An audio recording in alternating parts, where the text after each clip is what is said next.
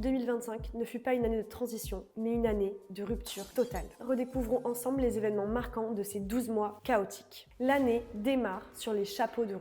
Dès le 14 janvier, les chiffres de l'inflation américaine tombent. 3,8% contre 3,5% attendu. La réaction est immédiate. Le Nasdaq perd 2,5% en une séance. Jérôme Powell et la Fed durcissent le ton, repoussant tout espoir de baisse de taux. Quelques jours plus tard, le 20 janvier, l'investiture de Donald Trump confirme ce virage. Protectionnisme et tensions commerciales sont désormais au menu. Pendant ce temps, l'Europe pâtit. Le 25 janvier, Christine Lagarde maintient les taux de la BCE inchangés. L'Allemagne frôle déjà la récession technique avec des indicateurs PMI en dessous des 50. Et en France, les prix de l'électricité bondissent de 15%, mettant les ménages sous pression. Mais paradoxalement, février nous offre une bulle d'oxygène, ou plutôt une bulle spéculative. Alors que l'économie réelle commence à grincer, la tech s'envole. Le sommet mondial de l'IA à Paris et le projet américain Stargate à 500 milliards de dollars créent une euphorie artificielle. Nvidia prend 12%, ASML en prend 8%.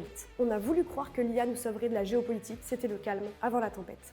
Le réveil est brutal. Le 2 avril, l'administration américaine passe à l'acte et instaure des droits de douane universels. Les chiffres sont violents. L'objectif est clair, casser les chaînes mondiales pour relocaliser. La sanction des marchés est historique. En une séance, le S&P 500 plonge de 5%, le dollar chute, l'or et le yen explosent, jouant leur rôle de valeur refuge. L'Europe encaisse le coup difficilement. Le 3 avril, le CAC 40 et le DAX perdent 4%.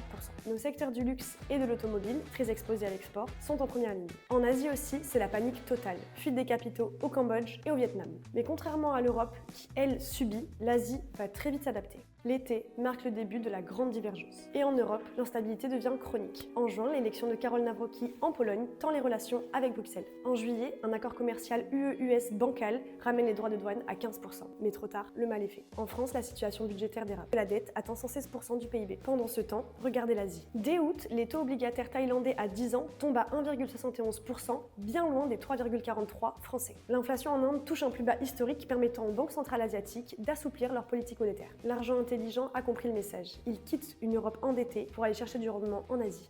La fin d'année est impitoyable pour l'Occident. Octobre sonne le glas de la crédibilité française. Fitch puis S&P dégradent la note souveraine. Aux États-Unis, la situation est critique avec un shutdown record de 43 jours. Il ne sera levé que mi-novembre, créant ainsi une volatilité extrême. Trump suspend les projets éoliens offshore, ce qui envoie un signal anti-écologique très fort. Et pour finir, sur le continent asiatique, la Chine affiche un excédent commercial de plus de 1000 $ pour la première fois, ce qui prouve l'efficacité de sa stratégie de domination. 2025 nous a appris une leçon brutale. La diversification géographique n'est plus une option, c'est de la survie. L'Europe souffre, l'Amérique est volatile, l'Asie émerge. 2026 nous réserve des surprises, mais en attendant, n'oubliez pas, faites respirer votre patrimoine.